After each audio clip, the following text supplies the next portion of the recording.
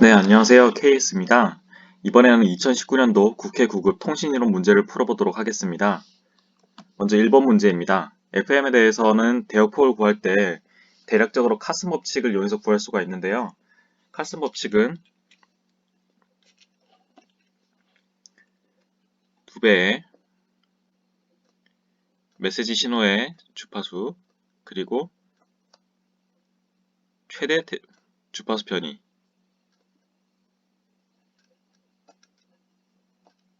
이렇게 구할 수 있고요. 또 다르게 표현해보면은 메시지 신호를 밖으로 빼내고요. 변조지수 베타에다가 1을 더한 값 그리고 이를 위에 있는 값으로 다 대입을 해보면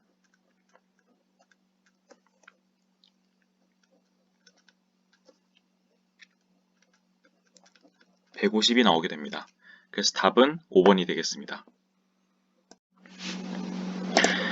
네, 이번 문제는 부호기에 대해서 묻고 있는 건데요. 일단 이 부호기의 특성을 보시면 하나가 들어갔을 때 그 뒤에 있던 하나가 들어갔을 때 그 뒤에 있던 비트 두 개에 대해서도 XY 연산을 해주게 됩니다. 이거는 블록 코드와는 다르게 현재 입력 대비 과거 입력들과 같이 묶여가지고 연산이 되기 때문에 좀 더 복잡하고 그래서 길쌈이라는 이름이 붙었습니다. 콘볼루션에서도 보시면 현재 시간의 출력에 대해서 결과를 보려면 콘볼루션을 할 때 전체적으로 적분해주죠. 그것과 마찬가지로 과거와 상관이 있다는 의미로 길쌈 보호기라고 하는 걸로 알고 있습니다. 이 보호기의 구속 길이는 3이다 라고 되어 있는데 일단은 한 비트 들어가는 비트가 3비트가 있죠. 그렇기 때문에 길이는 3이 맞고요. 지금 하나의 비트가 들어갔을 때 출력은 U1 한 번, U2 한 번을 찍어내기 때문에 부호율은 두 개 중에 하나, 즉 2분의 1 되는 게 맞습니다. 생성 방식을 보시면 G1은 보시면 하나, 하나, 하나 1, 2, 3번 모두를 쓰고 있기 때문에 111이 맞고요. G2의 경우에는 제일 왼쪽과 하나, 가운데는 안 쓰고 그 다음 오른쪽 하나 해서 101이 맞습니다. 네 번째 비트 입력을 했을 때를 보시면 첫 번째, 두 번째, 세 번째, 네 번째니까 010이 들어가 있겠죠. 0, 1, 0. 자, U1에 대해서 보시면 0과 1을 XOR 먼저 한번 하면 1이 나오고 1과 0을 XOR 하면 1이 나옵니다. 그래서 U1은 1이 되는 게 맞고 U2에 대해서 보시면 1과 1을 XOR 한 것이기 때문에 0이 되는 게 맞습니다. 다섯 번째 이 비트를 입력했다고 하면은 0, 0, 1이 되겠죠. 0, 0, 1. U1에 대해서 보시면 0, 1과 XOR 하면 1이 나오고 이 1과 0을 XOR 하면 또 1이 나옵니다. 그래서 U1은 1이 나와야 되고요. U2에 대해서는 1과 0을 XOR 한 것이기 때문에 마찬가지로 1이 나와야 됩니다. 그래서 틀린 것은 5번이 되겠습니다. 네, AM의 변조에 대해서 묻고 있는데요. 대역폭의 크기를 보시면 FM의 경우에는 그냥 넓습니다. 칼슨 법칙으로 구할 수 있는 대역폭은 대략적인 대역폭이고 실제 대역폭은 FM 무한하다고 봐도 됩니다. 다만 에너지의 95%, 99%가 들어있는 그런 대역폭은 유한하지만 전체적으로 메시지를 완벽하게 보관하려면 일단 FM 무한해야 되니까 3번은 틀렸습니다. 다음으로 AM에 대해서 묻고 있는데요. 여기서 AM이 아마 DSB를 묻는 것 같아요. 그래서 DSB FC요. 혹은 LC. 그래서 DSB FC 혹은 LC는 이렇게 주파수가 이렇게 메시지가 대역폭이 주어지고 중간에 반송파가 존재하죠. 그리고 DSB SC는 똑같은데 반송파가 없습니다. 그래서 요 대역폭은 둘 다 같겠죠. 그 다음에 VSB라고 하는 것은 요 대역폭의 절반보다 조금 더 씁니다. 조금 더 쓰는 이유는 이게 TV에 사용되는데 TV에는 영상 주파수가 낮은 쪽에 존재하거든요. 그래서 요거를 필터링을 쫙 이렇게 할 때 이 낮은 쪽 주파수가 깎여 나갈 수가 있어가지고 조금 더 여유를 두는 식으로 생각하시면 되겠습니다. 마지막으로 SSB는 그냥 딱 절반을 쓰기 때문에 제일 대폭이 좁습니다. 그래서 답은 2번이 되겠습니다. 네, OFDM에서 묻고 있는데요. 일단 OFDM은 이산 풀이의 변환 혹은 FFT를 사용을 합니다. 그리고 직교하는 부반송파끼리의 스펙트럼끼리 중첩이 됩니다. 다만 중첩이 되어도 우리가 싱크 펑션을 보시면 이런 식으로 그려지죠?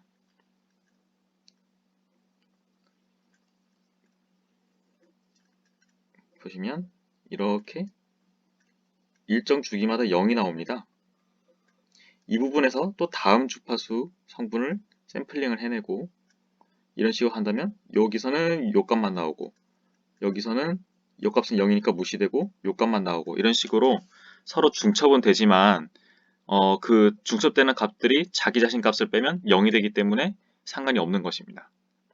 그리고 다중 반송파 변조 방식. 반송파가 여러 개죠, 지금. 이거 하나, 뭐 계속 여러 개 그려낼 수가 있습니다. 이 옆에도 뭐 이런 식으로 또 그려낼 수 있는 거고요. 이런 식으로 여러 가지 주파수를, 여러 가지 반송파를 사용합니다. 그리고 3세대까지는 CDMA를 썼는데 4세대에서 뭐 OFDM이 도입된 게 맞고요. 보호 구간을 둡니다. 보호 구간이란 이렇게 심볼 인터벌이 있으면 이 심볼이 지연돼서 들어도 괜찮도록 일정 구간 가드 인터벌을 두고 이 가드 인터벌 안에 CP, 사이클릭 프리픽스를 담아줍니다. 그래서 이렇게 그 다음 신호가 조금 더 이렇게 지연이 돼서 들어온다 하더라도 요만큼이 CP 구간 안에 혹은 가드 인터벌 안에 들어가면 인터심볼, 그러니까 심볼 간 간섭이 상관이 없게 됩니다. 그래서 답은 2번이 되겠습니다. 네, 다중 접속 방법에 대한 설명 중에서 가장 옳지 않은 것은 이라고 묻고 있는데요. 먼저 알로하라는 것은 하와이 대학에서 만든, 뭐 이름도 알로하라고 잘 지었죠. 하와이 대학에서 만든 그런 통신 방식으로 알고 있는데요. 여러 개의 단말기가 자기가 보내고 싶은 정보가 있으면 브로드캐스팅을 해줍니다. 그냥 자기 맘대로요. 근데 만약에 충돌이 발생했다. 그러면은 각자 임의의 시간을 기다린 후에 다시 재전송을 하게 됩니다. 그래서 1번은 맞는 말이고요. 슬롯티드 알로하는 이거를 시간대별로 슬롯을 쪼갠 후에 그 슬롯이 시작 지점에서만 메시지를 전송함에 따라서 이런 충돌 확률을 낮추는 그런 알로하 기술이라고 하네요. 그 다음에 폴링이란 것은 중앙지어기가 각 클라이언트들에게 너 정보 보낼 게 있니라고 물어보는 방식입니다. 그리고 이게 정보 보낼 게 있다고 하면은 너 그래 보내라 하고 이렇게 딱 선택을 해가지고 받아들이는 방식이고요. 그 다음에 반송파 감지 다중 접속이란 것은 어떤 채널에서 반송파가 존재하는지, 즉 누군가 통신을 하고 있는지, 반송파가 있으면 통신을 하고 있다는 뜻이겠죠. 반송파 메시지를 실으니까. 그렇게 해서 반송파를 감지해서 통신을 다른 누군가가 하고 있다면 자기는 안 하고 기다리고 그 다음에 채널이 사용 중이지 않다, 반송파가 없다. 그럴 경우에는 자기가 정보를 전송하는 그런 방식입니다. 우선내는 반송파 감지 다중 접속 방식 중에서 충돌 탐지가 아니고 충돌 회피를 해야 됩니다. 왜냐하면 공기 중에서 이 수많은 신호가 떠다니는데 이게 채널이 실제 사용 중인지 아닌지 어떻게 알겠어요. 그냥 유선 랜 같은 경우에는 그냥 채널의 전원만 재보면 알 수 있는데 무선 같은 경우는 쉽지 않겠죠. 그렇기 때문에 콜리전 어보이던스라 해서 뭐 중앙 컨트롤러 AP, 액세스 포인트가 그 클라이언트들에게 이렇게 뭐 CTS라 해서 클리어 투 샌드 혹은 또 RTS, 뭐 레디 투 샌드 뭐 이런 신호들을 클라이언트와 그 AP 간에 서로 주고받음으로써 통신이 가능하다고 확인이 되면은 서로 간에 통신하는 그런 방식입니다. 그래서 뭐 또 알아두시면 좋을 게 이 방식을 썼을 때 문제는 뭐더라? 잠시만요.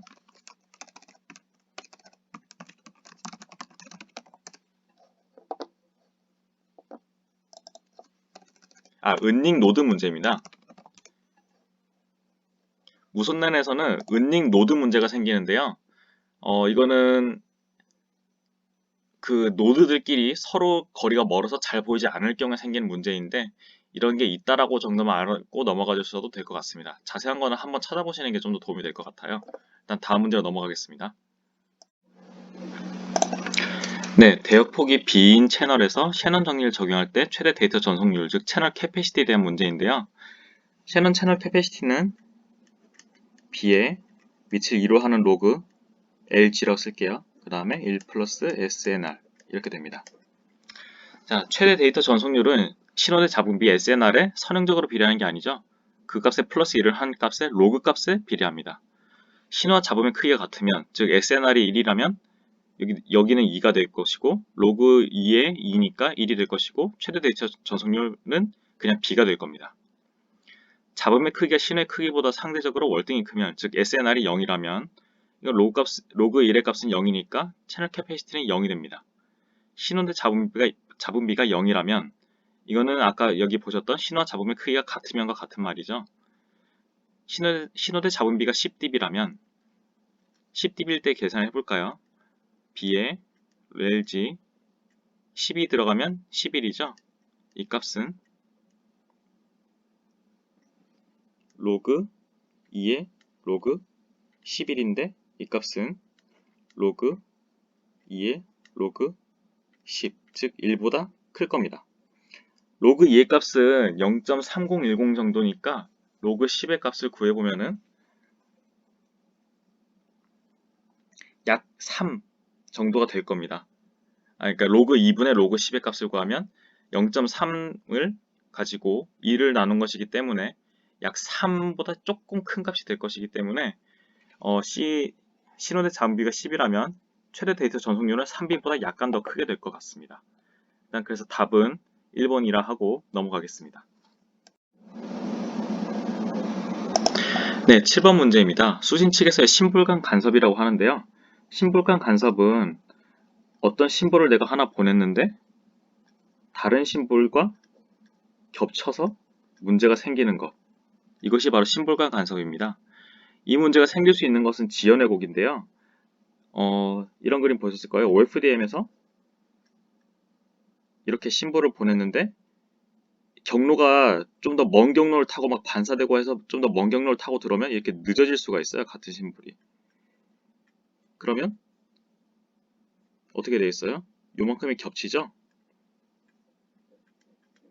그래서 우리 심볼이 이 심볼과 더해져서 간섭이 일어나게 됩니다. 이것을 바로 심볼간 간섭이라 하고요. 방금 제가 말씀드렸다시피 이런 여러 가지 경로들을 거쳐서 들어오는 지연 왜곡이 생기면 이런 심볼간 간섭이 생긴다라고 보시면 되겠습니다. 이것을 해결하는 방법이 OFDM에서 CP 혹은 가드 인터벌을 넣어주는 것이라고 할 수 있겠습니다. 다음 문제로 넘어가겠습니다. 네, 8번 문제는 이동통신에 대한 기술에 대한 내용을 묻고 있는데요. 이거는 제가 정보통신 용어 해설 사전을 보면서 설명을 드리도록 할게요. 여기 보시면 1세대 이동통신은 아날로그 셀룰러 통신 그리고 FDMA 방식을 사용한다고 되어 있죠. 2세대 이동통신의 경우에는 CDMA 또는 TDMA를 사용한다고 되어 있습니다. 그리고 3세대 이동통신이 바로 IMT 2000이고요. 광대역 CDMA 방식에 기초한 전세계 표준화라고 되어 있습니다. 3.5세대 같은 경우에는 HSDPA라는 그런 통신 방식을 쓰고 있고요. 기존 3G와의 호환성이 유지되기 때문에 4세대가 아니고 3.5세대가 된 겁니다. 그 다음에 3.9세대 이동통신은 All IP, 데이터 전용 네트워크인데 이것은 모든 음성 신호라든가 메시지 이런 것들이 전부 다 IP 베이스드로 날아간다는 뜻이고요. 그렇기 때문에 3.9세대에서 IP 기반의 QoS가 적용될 수가 있을 겁니다. 그리고 3.9세대랑 4세대는 약간 제가 알기로 애매하다고 알고 있는데 어쨌든 간에 3.9 거의 4세대에 가까운 통신에서 All IP 기반으로 이렇게 데이터를 전송하게 되었다고 알고 계시면 되겠고요. 4세대 이동통신의 경우에 이런 OFDM을 사용을 하고 있고요. 그 다음에 마이모 또한 사용을 하고 있습니다. 그 다음에 5세대 이동통신의 경우에 초고용량, 초연결성, 초반응성, 초저전력을 얘기를 하고 있는데 저기 보시면은 문제에서 IoT에 대한 얘기가 나왔죠. 사물 인터넷. IoT만을 위한 것은 절대 아니고요. 초고용량, 이거는 당연히 일반 사용자들을 위한 것이 되겠고 초연결성이나 초반응성, 초저전력 이런 것들은 IoT에 대한 얘기가 될 것 같습니다. 그래서 문제 답은 3세대에서 IP 기반의 QoS를 제공한다. 이게 틀린 것으로 하겠습니다. 넘어가겠습니다. 네, 9번 문제는 전력 신호에 대한 자기 상관함수를 묻고 있는데요. 1번에 보시면 이거는 적분 구간이 마이너스 무한대부터 무한대로 되어 있죠. 이거는 에너지 신호에 대한 자기 상관함수입니다. 그래서 이 부분은 저도 처음에 헷갈렸는데 전력 신호인지 에너지 신호인지 정확하게 봐주셔야 되고요. 그래서 답은 1번이고 다음 보기들을 한번 살펴볼게요. 자기 상관함 함수는 우함수이다라고 되어 있는데 결국 타우건 마이너스 타우건 r은 같다 이런 얘기죠. 왜냐면은 여기서 지금 보시면 타우 시간 차이만 의존하고 있고 어느 순간에 대해서 이런 자기 상관함수를 보느냐에 의존하지 않고 있기 때문에 예를 들어 지금 순간으로부터 타우 후의 걸 보든지 지금 순간으로부터 마이너스 타우 전에서 타우를 보든지 타우 후를 보든지 즉 지금 순간을 보든지 이렇게 되면 좀 마이너스 타우가 되는 거겠죠. 어떤 걸 보든지 간에 함수 형태는 동일하고 그렇기 때문에 같은 값을 가지게 될 겁니다. 타우건 마이너스 타우건. 타우는 0에서 최대값을 갖는다라고 했는데 당연히 한순간에서 그 순간에 자기 자신과의 자기 상관성이 가장 클 거예요. 시간이 지나가면 지나갈수록 자기 상관성은 떨어지면 떨어지지 커지지 않을 겁니다. 자기 상관함수의 프리의 변화는 전력 스펙트럼 밀도함수가 된다라고 했는데 이거는 위너킨친 정리죠. 자기 상관함수는 지금 보시면 제곱을 하고 있기 때문에 뭔가 에너지 혹은 전력과 관련이 있을 거라 추정할 수 있고 이거를 주파수 영역을 바꾸면 주파수 대비 주파수 스펙트럼에 대한 전력 밀도 이렇게 볼 수 있습니다. 그 다음에 xt가 주기 t0인 함수라면 rx0는 t0분의 1 이렇게 적분이 되는데 네, 이거는 자기 상관함수의 정의에다가 타우에 0을 넣어주면 이런 식이 나오게 되겠죠. 그래서 답은 1번입니다. 네, 다음 문제는 변조를 왜 하는가에 대해서 묻고 있는데요. 이것을 아는 것은 굉장히 중요합니다. 공부하다 보면은 이걸 왜 하는지 생각도 못하고 그냥 하던 대로 하게 되기 때문인데 왜 하는지 근본적인 이유를 따져보는 게 중요할 것 같습니다. 일단 변조를 하게 되면은 주파수 축에 대해서 이렇게 잘라서 주파수 대역을 잘라서 메시지를 동시에 보낼 수가 있겠죠. 그래서 다중 접속 또는 다중화가 될 것이고요. 그 다음에 안테나 크기는 파장에 비례하고 그러면 주파수에 반비례하겠죠. 그렇기 때문에 주파수가 높아지면 높아질수록 안테나를 작은 걸 쓸 수 있습니다. 그리고 베이스 밴드보다는 변조를 한 신호의 주파수가 당연히 높겠죠.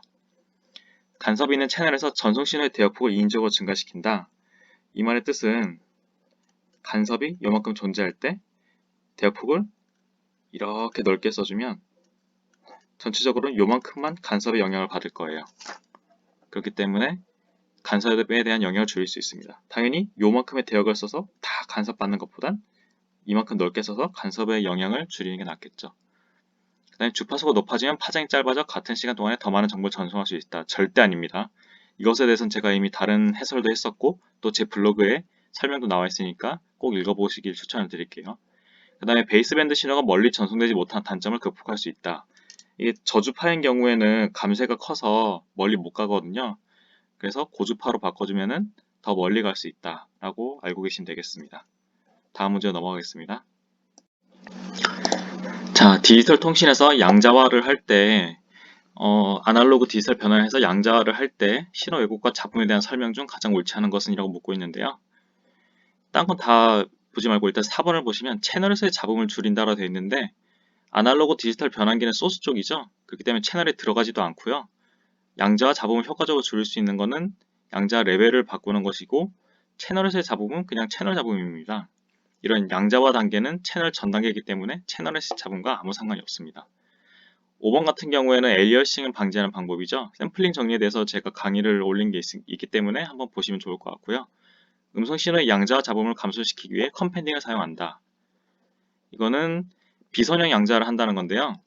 신호의 레벨이 큰 경우에는 그냥 적당히 양자 레벨도 크게 하고 신호의 변화가 작은 경우에는 양자와도 세밀하게 해가지고 양자 잡음을 전체적으로 줄이는 비선형 양자 기법입니다.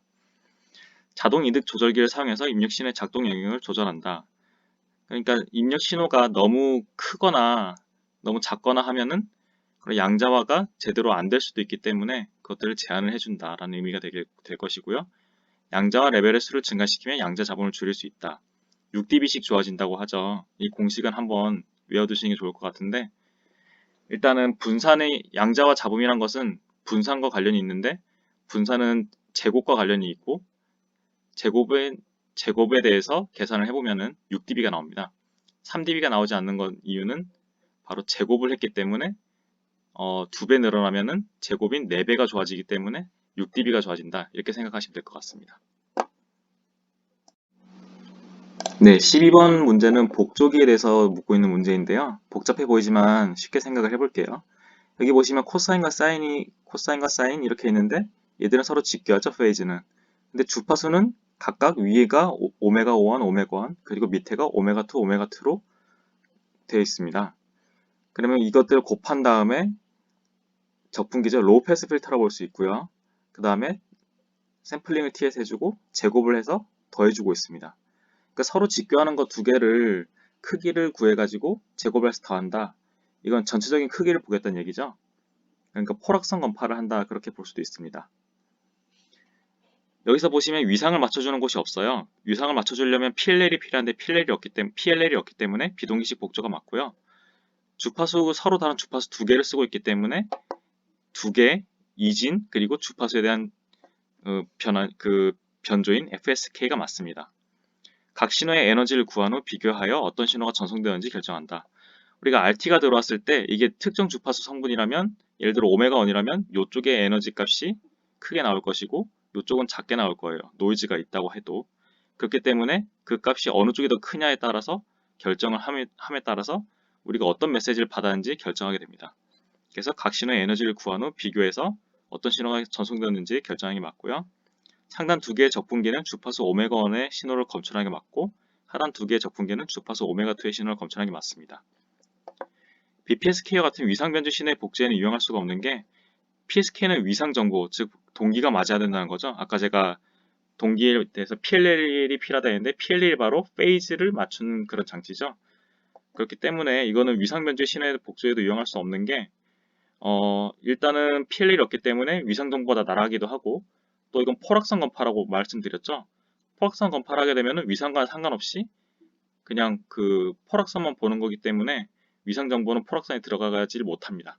그래서 BPSK 같은 위상 변조 신호의 정보는 이렇게 빼낼 수가 없게 됩니다. 그래서 답은 5번입니다.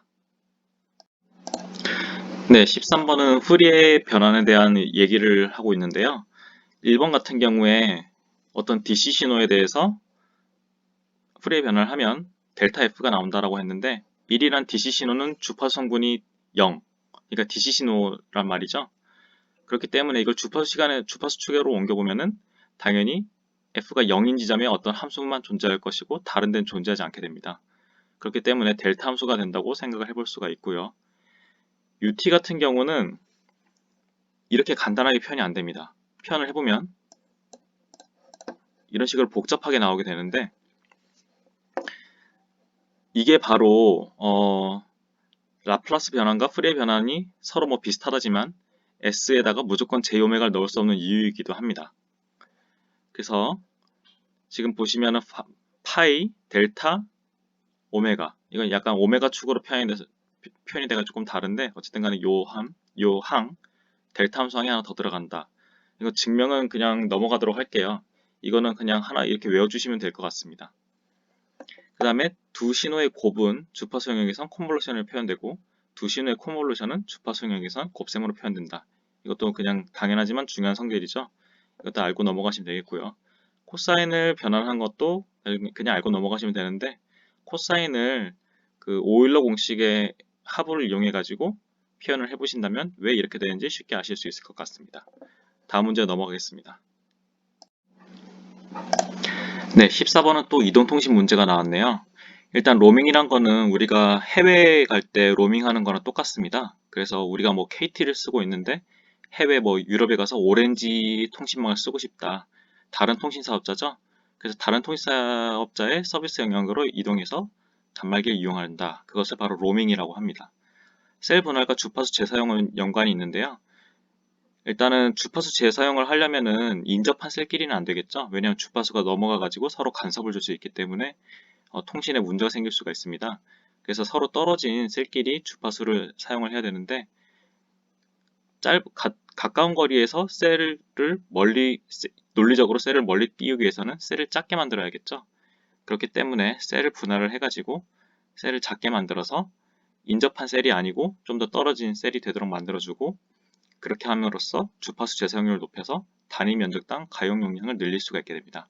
사용자마다 주파수를 다르게 주면 되니까요. 그리고 핸드오프는 인접한 기지국 사이에서 단말기가 넘어갈 때 그 다음 그 넘어간 기지국으로 연결을 해주는 것을 말하죠. 그리고 하드 핸드오프, 소프트 핸드오프, 소프트 핸드오프가 있는데, 하드 핸드오프는 연결을 일단 끊고 다음 기지국으로 연결을 다시 하는 방법이고요.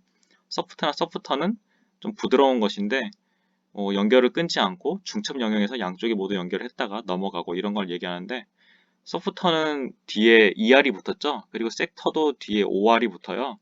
그래서 비슷하니까 섹터 간의 단말기 이동에서는 소프터를 사용한다, 이렇게 외워주시면 될 것 같습니다.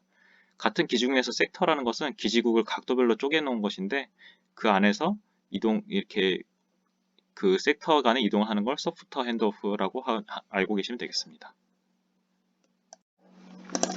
네, 이 문제는 for 어리 시스템에서 오류가 날 확률을 계산하는 문제인데요. 보시면 뭐 그래프도 주어지고 수식도 주어지고 굉장히 복잡해 보이는데 전혀 걱정하실 필요 없고요. 우린 식 하나만 알면 됩니다. 여기 보시면 하나의 신호가 여기 있고 다음 신호가 여기 있어서 이 두 점 사이의 거리가 A임을 알 수가 있는데요.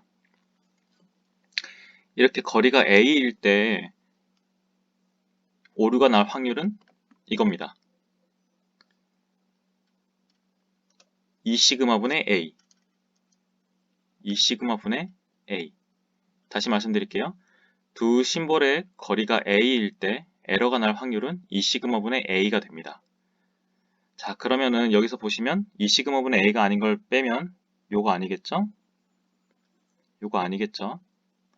그리고 보시면 이 심볼이 들어왔을 때 에러가 날 확률은 요 면적들인데 거의 뭐 여기서 잘린다고 보시면 돼요. 이것들은 뭐 거의 0이나 다름없으니까 무시하면, 이 신호가 들어왔을 때 에러가 날 영역은 여기고, 이 신호가 들어왔을 때 이쪽으로 에러가 발생할 확률은 여기고, 그렇게 따지면 이것도 에러 영역이고, 에러 영역이고, 에러 영역이고, 에러 영역이에요. 6개가 있죠? 근데 각각에 대해서 이렇게 곱해질 텐데, 이렇게 q 펑션이 곱해질 텐데, 우린 여기서 각각의 신호가 발생할 확률도 곱해줘야 돼요.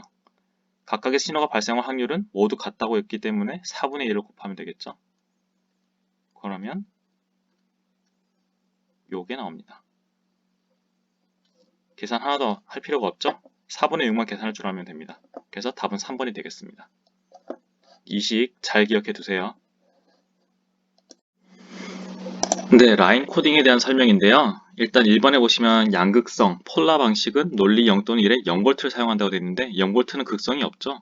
그렇기 때문에 양극성에 부합하지 않습니다. 하나는 플러스, 하나는 마이너스, 이렇게 쓰는 게 양극성, 폴라 방식이 될 것이고요.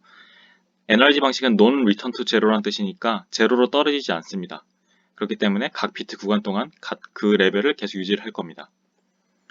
단극성 방식은 보시면 플러스 또는 마이너스를 쓰고 또 다른 건 0을 쓴다고 했으니까 플러스 또는 마이너스 중 하나를 쓰고 0을 쓰니까 극성이 하나죠. 그 다음에 return to zero 방식은 비트 구간의 중간에 0V로 돌아갑니다. 리턴을 하니까요. 쌍극성 방식은 논리 1일 때 플러스 전압과 마이너스 전압을 교대로 사용하는 거 맞습니다. 한번 플러스 1일 때 플러스가 나왔으면 그 다음 1이 나오면 마이너스를 사용하게 됩니다. 이것을 쌍극성 방식이라 합니다. 쌍극성 방식과 양극성 방식은 조금 헷갈릴 수가 있기 때문에 명확하게 외워주시고 넘어가면 되겠습니다. 그래서 답은 1번입니다. 자, 宽변조 방식에 대해서 묻고 있는데요. 宽변조를 보시면 상상도를 한번 그려보면 이렇게 인페이즈 채널이 있고 쿼드라트 채널이 있을 때 막 이런 식으로 점이 막 찍혀요.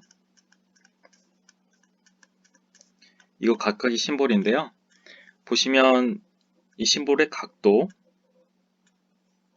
또 변하고 있고, 각도가 바로 위상 페이지죠. 그 다음에 요 거리도 달라요. 이 거리는 바로 에너지죠. 그렇기 때문에 에너지는 즉 앰플리튜드, 진폭이 됩니다. 그래서 각도와 크기 모두 변하는, 즉 진폭과 페이즈 모두 변하는 APK가 맞고요. 상대수 M이 8보다 큰 경우에 MPSK 방식보다 비트 효율이 작다. 그리고 3번에 보시면 MPSK 방식보다 심볼 간의 최소 관계가 크다 라고 되어 있는데 둘 다 같은 말입니다. 제가 방금 전 문제에서 에러 확률은 이렇게 주어진다고 말씀드렸는데요. A가 올라가면 요 함수 전체의 값은 내려갑니다. 상식적으로 봤을 때 여기를 기준으로 신호를 구분을 하는데 거리가 이렇게 가까운 것들을 구분하는 게 쉽겠어요? 아니면 거리가 이렇게 먼 걸 구분하는 게 쉽겠어요? 당연히 이쪽이 쉽겠죠. 그렇기 때문에 거리가 멀어지면 Q 펑션의 값은 작아진다. 이렇게 생각하시면 되고 Q 펑션 안에 인자의 크기가 커지면 Q 펑션 자체 값은 내려간다. 이렇게 생각하시면 되겠습니다. 그래서 3번과 2번은 같은 말이기 때문에 왜냐하면 심볼 간의 최소 간격이 크다. A가 올라가면 Q 펑션 값이 작아지죠. 에러 확률이 작아진다는 얘기고 그럼 당연히 비트 오류율이 작아진단 말이니까 2번, 3번은 같은 말입니다. 자, 포락선이 균일하다. 포락선이 균일하려면 균일이란 말 뜻에 좀 차이가 있겠지만 일단 앰플리튜드가 이렇게 변해서는 안 될 거예요. 왜냐면은 포락선이 뭐 같은 형태를 계속 유지하건 뭐 사인파를 유지하건 아니면 일정 상수값을 유지하건 간에 앰플리튜드는 변해서는 안 되는데 계속 앰플리튜드가 이 값을 가졌다가 요 값을 가졌다가 하면은 포락선이 뭐 이렇게 작았다가 커졌다가 뭐 이럴 거잖아요. 균일하지 않겠죠? 그렇기 때문에 답은 4번이 되고요. 네, 5번 같은 경우에는 설명하기가 좀 쉽지 않은데요. 비선형 왜곡이 발생하면 MPSK 방식에 비해 비트 오류 성능이 나빠진다라고 하는데 일단 PSK 방식에서는 영향받는 게 위상밖에 없어요. 근데 쾅 같은 경우에는 앰플리튜드랑 위상 두 개가 영향을 받죠. 그래서 영향받는 요소가 두 개이기 때문에 성능이 더 나빠진다 정도로 이해하고 넘어가시면 될 것 같습니다. 네, 18번은 이동 채널 환경에 대한 문제인데요. 깊게 파고들면 상당히 어려운 문제가 됩니다. 그래서 이 부분은 암기가 좀 필요한데요. 수신기의 이동에 따라서 도플러 효과가 발생할 것이고 대기 상태 영향 등으로서 페이딩이 또 생길 것입니다. 다중경로 채널 환경에서 말씀드렸다시피 지연 확산에 따른 인터심볼 인터피어런스, 심볼간 간섭이 생길 것이고요. 3번이 방금 제가 드린 말씀과 같은 말이죠.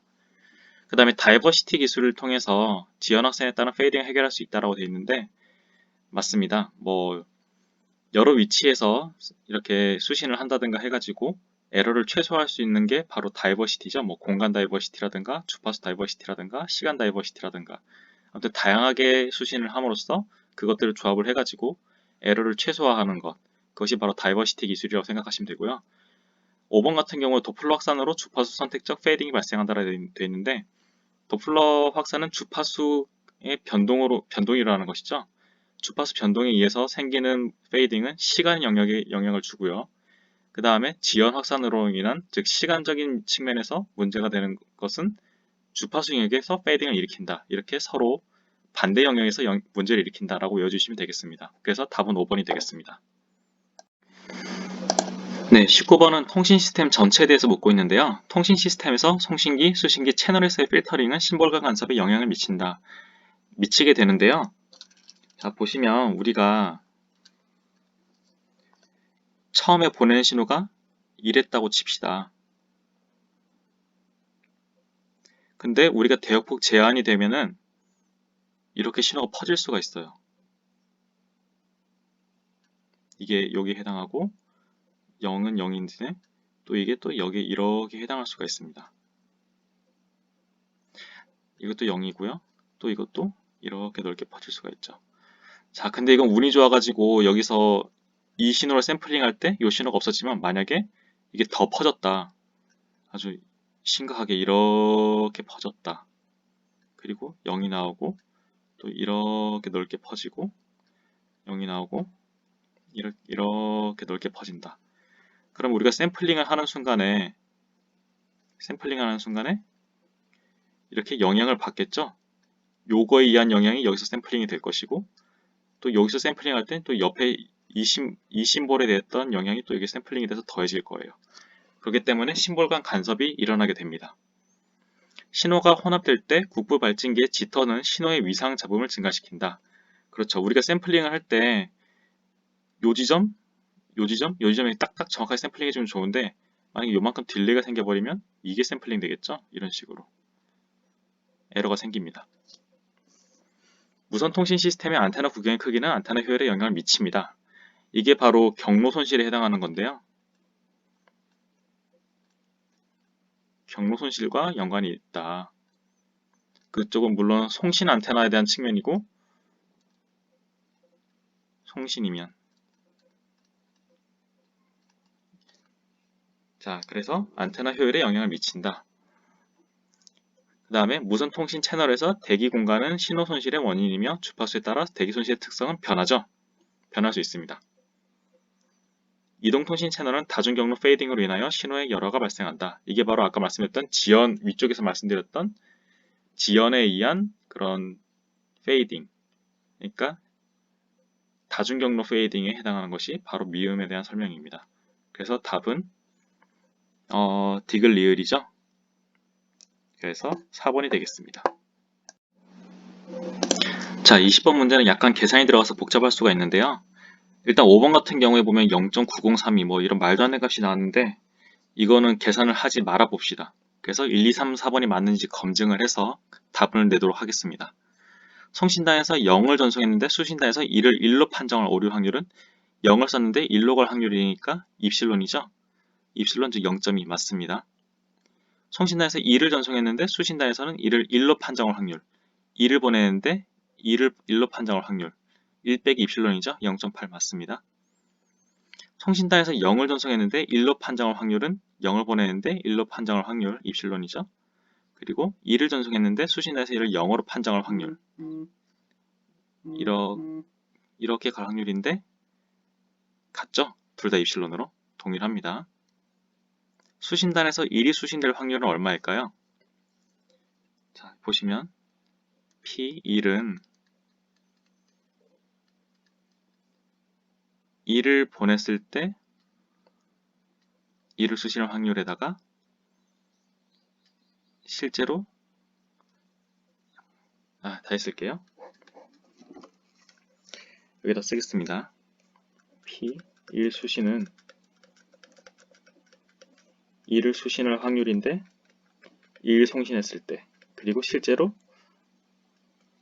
2를 송신 또는 2를 수신하는데 0 송신 그리고 실제로 0 송신. 자, 구해보면 2를 송신했을 때 2를 수신할 확률은 0.8이죠. 방금 계산했으니까 1 빼기 엡실론에서 0.8 그리고 2를 송신할 확률은 0.7이죠. 그리고 2를 수신할 확률 0을 보냈을 때 그건 에러 확률이죠. 0.2죠. 그 다음에 0을 송신할 확률이 0.3입니다. 계산해보면 0.56에다가 0.06을 더해서 0.62가 되겠네요. 지금 잘렸는데 이 값을 다시 계산을 해보면 0.62가 되겠네요. 그래서 0.16이 아니고 0.6이다. 이거는 틀렸죠. 그럼 답은 4번이 되겠습니다. 5번에 대해서는 한번 풀어보도록 할게요. 이건 풀지 말겠습니다. 이거는 제가 블로그에 해설을 올려뒀으니까 그거를 지금 복사를 해볼게요. 잠깐만요.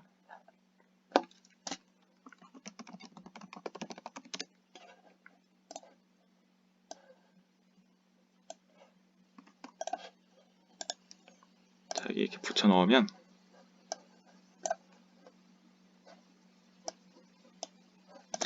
일이 수신된 조건에서 2를 전송했을 확률은 베이지 정리로 구할 수 있는데 아래와 같습니다.